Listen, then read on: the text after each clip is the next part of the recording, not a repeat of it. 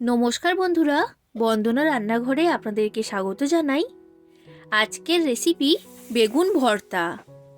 এই শীতকালে বাজারে প্রচুর পরিমাণে ভালো বেগুন পাওয়া যায়। তো সেই বেগুন দিয়ে বেগুন ভর্তা খেতে আমরা সকলেই খুবই পছন্দ করি। আর আজ আমি আপনাদের সাথে বেগুন ভর্তা তৈরির একদম আসল রেসিপিটা শেয়ার করছি। এইভাবে তৈরি করলে বেগুন ভর্তার স্বাদ অনেক গুণ বেশি হয়। সারা জীবন এর স্বাদ কিন্তু মুখে লেগে থাকবে। আর তৈরি করাও কিন্তু একদমই সহজ। আপনারা পুরো রেসিপিটা দেখতে থাকুন, আশা করছি আপনাদের সকলের খুবই ভালো লাগবে। আর রেসিপিটা ভালো লাগলে লাইক, শেয়ার, কমেন্ট করে দেবেন। আর আমার চ্যানেলটা যদি এখনও পর্যন্ত সাবস্ক্রাইব না করে থাকেন তাহলে আমার চ্যানেলটা সাবস্ক্রাইব করে দেবেন। বেগুন ভর্তা তৈরি করার জন্য আমি এখানে দুটো বেগুন নিয়েছি। বেগুনটাকে ভালো করে পরিষ্কার করে নিয়েছি। আর বেগুনের গায়ে যদি জল লেগে থাকে তখন জলটাকে ভালো করে মুছে নিতে হবে। বেগুনের গায়ে জল থাকলে কিন্তু হবে না, এটা আপনারা খেয়াল রাখবেন। এরপর নিয়েছি 3টে মাঝারি সাইজের টমেটো, 10 থেকে 12 কোয়া রসুন আর 4 থেকে 5টা কাঁচা লঙ্কা। এবার এই বেগুনটাকে আমি ছুরি দিয়ে এইভাবে লম্বা করে কেটে নিচ্ছি। 4 থেকে 5টা কাট লাগিয়ে দিলেই হবে, এর থেকে বেশি কাটার প্রয়োজন নেই। আর বন্ধুরা, বেগুনটা এইভাবে কাটার পর একবার ভালো করে ভেতরটা চেক করে নেবেন, কারণ অনেক সময় বেগুনের ভেতরে পোকা থাকে। তো সেই কারণে পোকা থাকলে তাহলে বুঝতে পারবেন, কারণ বেগুন ভর্তা তৈরি করার সময় বেগুনটা কাটা হয় না, এই রকম গোটা অবস্থাতেই বেগুনটাকে পোড়ানো হয়। তো ঠিক একই রকমভাবে দুটো বেগুনকেই আমি কেটে নিয়েছি। এবার এই রসুনটা আমি এই বেগুনের কাটার মধ্যে ঢুকিয়ে দিচ্ছি। আর রসুনটাকে ভালোভাবে চেপে ভেতরে ঢুকিয়ে দিতে হবে, না হলে কিন্তু বেগুনটা পোড়ানোর সময় এই রসুনগুলো বাইরে বেরিয়ে যাওয়ার চান্স থাকে। এবার বেগুনের গায়ে আমি লাগিয়ে নিচ্ছি সর্ষের তেল। তেলটা খুব ভালো করে চারিদিকে লাগাতে হবে, কোনো দিকে ফাঁকা থাকলে কিন্তু হবে না। আর বন্ধুরা, এখানে একটা টিপস আপনাদেরকে বলে দিচ্ছি, আপনারা এখানে সর্ষের তেলই ব্যবহার করবেন। সাদা তেল বা রিফাইন্ড অয়েল দিলে এই বেগুনের ভর্তাটা খেতে ভালো লাগে না। সর্ষের তেল দিলে টেস্ট খুবই ভালো হয়। দুটো বেগুনের গায়ে সর্ষের তেল ভালো করে মাখিয়ে নিয়েছি। এরপর আমি টমেটো আর কাঁচা লঙ্কার গায়ে সর্ষের তেলটা লাগিয়ে নেব। বন্ধুরা, এখানে যে কাঁচা লঙ্কাগুলো আমি নিয়েছি সেই কাঁচা লঙ্কার গাটা আমি ছুরির সাহায্যে অল্প করে কেটে দিচ্ছি। এইভাবে করে দিলে কাঁচা লঙ্কাটা পোড়ানোর সময় ফাটবে না। তো দেখুন বন্ধুরা, আমি বেগুন, টমেটো আর কাঁচা লঙ্কার গায়ে সর্ষের তেল ভালো করে মাখিয়ে নিয়েছি। এটা এখন পোড়ানোর জন্য তৈরি। এরপর গ্যাসের মধ্যে এই ধরনের একটা জালি বা স্ট্যান্ড বসিয়ে দিয়েছি। এবার এই স্ট্যান্ডের মধ্যে বেগুনগুলো আমি দিয়ে দিচ্ছি। এবার গ্যাসের ফ্লেমটা লো থেকে মিডিয়াম ফ্লেমে রেখে বেগুনটাকে পুড়িয়ে নিতে হবে। আর এইভাবে ঘুরিয়ে ফিরিয়ে সব দিক ভালো করে পোড়াতে হবে। আর এখানে কিন্তু লো থেকে মিডিয়াম ফ্লেমে রেখেই পোড়াতে হবে, তবেই বেগুনটা ভেতর থেকে ভালো মতো নরম হবে। হাই ফ্লেমে বা মিডিয়াম ফ্লেমে রেখে পোড়ালে বাইরে থেকে বেগুনটা পুড়ে যাবে আর ভেতরে কাঁচা থাকবে, তার ফলে ভেতরটা শক্তই থেকে যাবে। দেখুন বন্ধুরা, এই বেগুন দুটো আমার পোড়ানো হয়ে গেছে আর বেগুনটা খুব ভালো মতো নরম হয়েছে। আর দেখতেই পাচ্ছেন বেগুনটা পোড়ানোর পর কিন্তু এর রঙটা একদমই পাল্টিয়ে গিয়ে কালো হয়ে গেছে।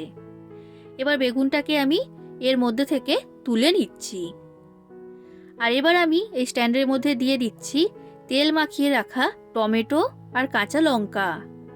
ঠিক একই রকমভাবে গ্যাসের ফ্লেমটা লো থেকে মিডিয়াম ফ্লেমে রেখে টমেটো আর কাঁচা লঙ্কাটাকে আমি পুড়িয়ে নেব। দেখুন বন্ধুরা, এই টমেটো আর কাঁচা লঙ্কাটাও আমার পোড়ানো হয়ে গেছে আর টমেটোটা খুব ভালো মতো নরম হয়েছে। এবার স্ট্যান্ডের মধ্যে থেকে টমেটো আর কাঁচা লঙ্কাটাকে আমি থালার মধ্যে তুলে নিলাম। এবার গরম থাকা অবস্থাতেই বেগুনের গা থেকে খোসাটা আমি ছাড়িয়ে নেব। হাতের মধ্যে জল লাগিয়ে নিচ্ছি। জল লাগানোর ফলে খোসাটা খুব ভালোভাবে বেগুনের গা থেকে ছাড়ানো যাবে। এখানে একটা ছোট্ট টিপস আপনাদেরকে বলে দিচ্ছি। এই বেগুন টমেটোগুলো যদি সম্পূর্ণ ঠান্ডা হয়ে যায় তখন খোসাটা ছাড়াতে কিন্তু অসুবিধা হবে। তাই গরম থাকা অবস্থাতেই খোসাটা ছাড়িয়ে নেবেন, দেখবেন খুব সহজেই খোসাটা গা থেকে ছেড়ে আসছে। আর এখানে কিন্তু বেগুনটাকে তাড়াতাড়ি ঠান্ডা করার জন্য কোনোভাবেই জলে ডোবাবেন না। জলে ডোবালে বেগুনের মধ্যে থেকে পোড়া গন্ধটা চলে যাবে, তার ফলে কিন্তু বেগুন ভর্তাটা খেতে একদমই ভালো লাগবে না। তো ঠিক একই রকমভাবে টমেটোর গা থেকেও আমি খোসাটা ছাড়িয়ে নিচ্ছি। আর এখানে কাঁচা লঙ্কার যে বোঁটাগুলো রয়েছে সেই বোঁটাগুলোও আমি ফেলে দিচ্ছি। তো এখানে আমি সব খোসাটা ছাড়িয়ে নিয়েছি। এবার একটা কাঁটা চামচের সাহায্যে বেগুন আর টমেটোটাকে আমি মেখে নেব। এটা খুবই গরম রয়েছে, তো হাত দিয়ে মাখতে গেলে অসুবিধা হবে, তাই কাঁটা চামচের সাহায্যে আমি প্রথমে এটাকে মেখে নিচ্ছি। আর এর মধ্যে যে রসুনটা দিয়েছিলাম, রসুনটাও কিন্তু খুব ভালো মতো নরম হয়ে গেছে। দেখুন বন্ধুরা, এটাকে আমি চামচের সাহায্যে মেখে নিয়েছি। আর এটা এখন আগের তুলনায় অনেকটাই ঠান্ডা হয়ে গেছে। এবার হাত দিয়ে সব কিছুকে ভালো করে মেখে নিচ্ছি। বন্ধুরা, আপনারা বাড়িতে অবশ্যই একবার আমার এই রেসিপিটা ফলো করে বেগুন ভর্তা বানিয়ে খেয়ে দেখবেন। আর রেসিপিটা ভালো লাগলে লাইক, শেয়ার, কমেন্ট করে দেবেন। আর আমার চ্যানেলটা যদি এখনও পর্যন্ত সাবস্ক্রাইব না করে থাকেন তাহলে অবশ্যই আমার চ্যানেলটা সাবস্ক্রাইব করে দেবেন। তো দেখুন বন্ধুরা, আমি সব কিছুকে ভালো করে মেখে নিয়েছি। এটা এখন আমার তৈরি। এবার গ্যাসের মধ্যে একটা কড়া গরম হতে বসিয়ে দিয়েছিলাম। এবার কড়ার মধ্যে দিয়ে দিয়েছি 3 চামচের মতো সর্ষের তেল। আর এখানে তেলটা খুব বেশি লাগে না, অল্প করে দিলেই হবে। তেলটা ভালো মতো গরম হয়ে গেছে। এবার তেলের মধ্যে দিয়ে দিচ্ছি 2টো শুকনো লঙ্কা আর ছোট চামচের হাফ চামচের মতো গোটা জিরে। আর এবার দিয়ে দিচ্ছি 2টো বড় সাইজের পেঁয়াজ কুচি। এবার পেঁয়াজটাকে ভেজে নেব। গ্যাসের ফ্লেমটা মিডিয়াম ফ্লেমে রেখে পেঁয়াজটাকে ভাজছি। আর পেঁয়াজটা এখানে খুব বেশি লাল করার প্রয়োজন নেই, হালকা লাল করে ভাজতে হবে যতক্ষণ না পেঁয়াজটা সম্পূর্ণ নরম হয়ে যাচ্ছে। দেখুন বন্ধুরা, পেঁয়াজটা আমার ভাজা হয়ে গেছে আর পেঁয়াজটা খুব ভালো মতো নরম হয়েছে, তবে পেঁয়াজটা কিন্তু একদমই লাল হয়ে যায়নি। এর মধ্যে দিয়ে দিচ্ছি কয়েকটা মশলা। তো প্রথমে দিলাম হাফ চামচের মতো লঙ্কার গুঁড়ো। আপনারা যতটা ঝাল খেতে পছন্দ করেন সেই অনুযায়ী দিয়ে দেবেন। সামান্য পরিমাণ জিরে গুঁড়ো আর সামান্য পরিমাণ ধনে গুঁড়ো এর মধ্যে দিয়ে দিচ্ছি। স্বাদ অনুযায়ী লবণ এর মধ্যে দিয়ে দিলাম। এবার মশলাটাকে পেঁয়াজের সাথে ভালো করে মিশিয়ে নিচ্ছি, গ্যাসের ফ্লেমটা লো ফ্লেমে রেখে। মশলাটাকে খুব ভালো করে এর সাথে মিশিয়ে নিয়েছি আর মশলার মধ্যে থেকে তেল বের হতে শুরু করে দিয়েছে। এবার বেগুন পোড়াটা আমি কড়ার মধ্যে দিয়ে দিলাম। এবার বেগুন পোড়াটাকে মশলার সাথে ভালো করে মিশিয়ে নিতে হবে। বন্ধুরা, এখানে কিন্তু কোনোভাবেই জল ব্যবহার করা যাবে না, জল ছাড়াই এই বেগুন ভর্তাটা তৈরি করতে হবে। এটা মেশানো হয়ে গেছে।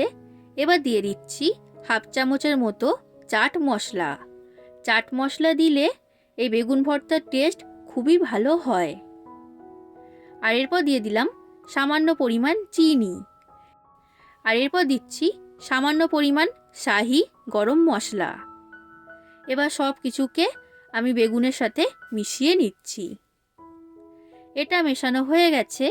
এবার গ্যাসের ফ্লেমটা লো ফ্লেমে রেখে কড়াটা ঢাকা দিয়ে 4 থেকে 5 মিনিট বেগুন ভর্তাটাকে আমি হতে দেব।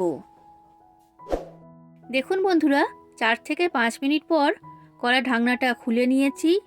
বেগুন ভর্তা এখন প্রায় তৈরি হয়েই গেছে।